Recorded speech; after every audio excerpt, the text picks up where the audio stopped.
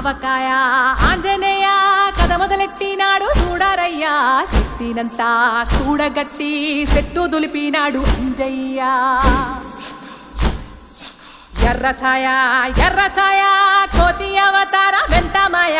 కత్తి సేత పట్టకుండా కాయ కోసినాడు కపిలయ్య